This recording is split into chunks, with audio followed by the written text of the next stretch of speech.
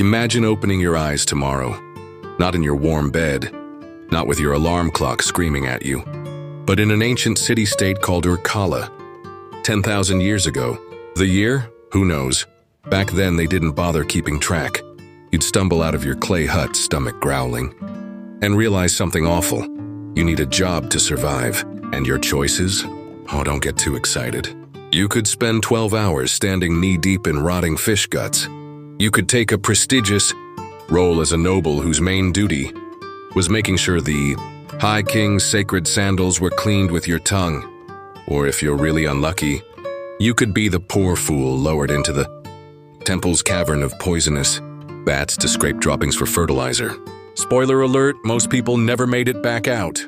Think I'm exaggerating? Just wait until you hear about the man who literally held the sacred chamber pot of the gods.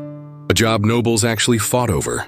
Yes, people schemed for the privilege of catching divine bowel movements in a golden bowl. So buckle up. You're about to discover 12 jobs from ancient Urkala so revolting, so dangerous, so utterly humiliating, that your worst day at the office looks like a spa vacation by comparison. 12. The reed cutter. Let's start small. Doesn't sound too bad, right? Cutting reeds by the river. Nice breeze, pretty view, water lapping at your ankles. Romantic almost. Yeah, no. The reed cutters of Urkala had to spend 12 hours a day, waist deep in the river Maru, slicing sharp reeds with flint blades. Those reeds? Razor-edged. They'd slice your hands open, infect the cuts with river parasites, and leave you crippled in weeks. Oh, and the river was home to crocodiles, big ones. Every morning, reed cutters tied charms around their necks and prayed not to be dragged under. Most weren't so lucky. Single distracted moment and snap, gone. The pay. Enough grain to survive if you didn't lose both arms first. Whole families worked the river, kids included, their tiny fingers perfect for bundling reeds. By the time they hit 30, most were half-blind, scarred, and limping. Romantic enough for you now? 11. The sand scribe. You think writing is cushy? Not here. To Urkala, scribes didn't just sit in shaded halls with ink and scrolls. No. The sand scribes carved royal decrees into massive stone tablets under the blazing desert sun. Imagine this, so you're on your knees in the dunes, hammering symbols into rock while sandstorms scour your skin raw. You can't stop because a priest is standing over you chanting, "Faster! The gods demand it!" Sand scribes' eyes went first, staring at sun-glared stone. All day burned their vision out. Then their backs. By 40, they were hunchbacked, coughing blood from inhaling stone dust. Still think your desk job is bad? At least your boss doesn't threaten to feed you to scorpions if your handwriting's sloppy. Death came fast in Urkala. Famine, plague, snakebite, take your pick. And someone had to carry the bodies to the necropolis. That someone? The corpse bearer. Picture trudging barefoot across scorching sand, carrying swollen corpses buzzing with flies. The smell?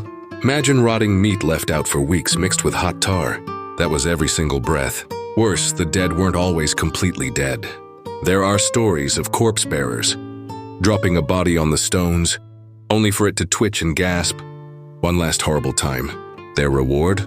A handful of barley and a lifetime of nightmares. And the fire tender. You think babysitting kids is hard? Try babysitting sacred fire. The great temple of Urkala. A flame was kept burning eternally for the gods. If it went out, the priests swore the city would fall. So they hired fire tenders, pale, soot-blackened wretches who never left the fire's side. The job?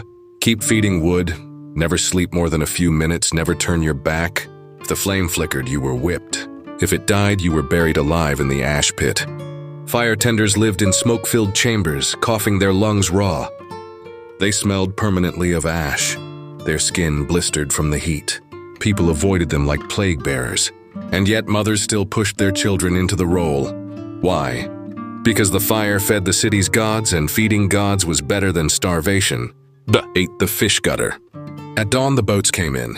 By noon, the gutter's work began. Imagine standing in a stone courtyard, heaps of slimy fish piled taller than you. Your task? Slice, gut, scrape, repeat. Blood to your knees, flies in your ears. The stench so powerful you tasted it for days. Fish gutters worked with obsidian knives that cut faster than flesh could heal. Their hands never closed properly, scarred into claws. Children often fainted from the heat and smell, only to be woken with a bucket of cold guts poured on their heads. When rain fell, the courtyard turned into a river of blood, and still the fish had to be gutted. 7. The Salt Seeker. Salt was gold in Urkala, precious, holy, life-giving, but it came from the cursed salt flats. Salt seekers trudged barefoot across blinding white deserts, hacking crusts of salt with picks. The sun burned their eyes until many went blind. The salt burned their skin raw, corroding feet until bones showed. And when storms rolled in, the salt flats became quicksand. Whole groups of seekers vanished without a trace. Only their tools surfaced later encrusted in salt. Their pay? Enough to keep your family alive, if you made it home at all. Granaries were everything in Urkala. Grain meant life, rats meant death. Enter the rat catchers. By torchlight, they crept through granary tunnels, armed with nets, clubs, and sometimes just their bare hands. Rats swarmed over them, biting, scratching. Some carried plague. One bite could mean fever, boils, and death. Catchers were hated. People spat on them, calling them cursed. But without them, the city starved. One legend tells of Darrow the Rat King, a catcher who vanished in the tunnels. When they found him weeks later, he was alive, barely. His face had been gnawed, his eyes gone. And still he whispered, more rats. Biri the Ash Diver. At the edge of Urkala loomed Mount Namur, a restless volcano. Priests demanded ash for rituals and someone had to fetch it. Ash divers climbed the slopes barefoot, filling baskets with volcanic ash while choking on sulfur fumes.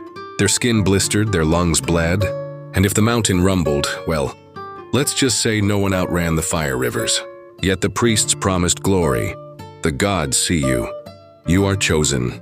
Chosen maybe, but chosen for what? A slow death by suffocation. For the Sand Whipper.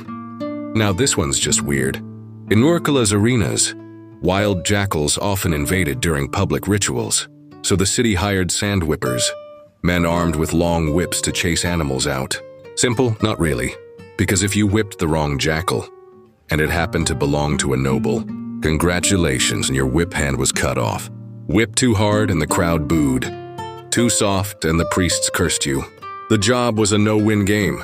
Most whippers ended up bitten, mauled, or lynched by angry pet owners. 3. The Dung Stomper. To make fine cloth, wool had to be cleaned. And in Urkala, that meant stomping it in vats of fermented goat dung. Barefoot. All day. Dung stompers were children mostly. Their little feet considered perfect for pressing filth deep into fabric. The fumes burned lungs. The dung ate at skin and many fainted, only to be dragged out and shoved back in. The stink clung to them forever. Nobody married a dung stomper. They were outcasts in life and unclean in death. Here's the glamorous one. A job reserved for nobles. A job they fought over. The High King of Urkala was considered half god, half man, which meant even his bathroom habits were sacred. So he had a keeper of the golden bowl.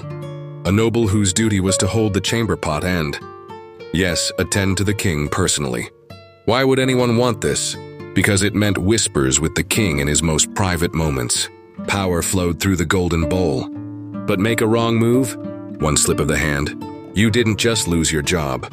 You lost your head. 1. The Pit Cleaner. And here we are, the worst job of all. The city of Urkala had cesspits, huge stone caverns where waste from thousands of people festered. And someone had to clean them. Pit cleaners climbed down at night, ropes tied around their waists, armed with nothing but a shovel and hope. Waist-deep in rot, choking on fumes, they hauled waste out bucket by bucket. The gases killed many instantly. Some fainted and drowned.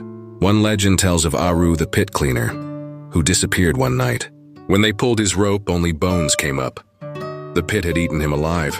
The pay? A few copper coins? The lifespan? Short, very short.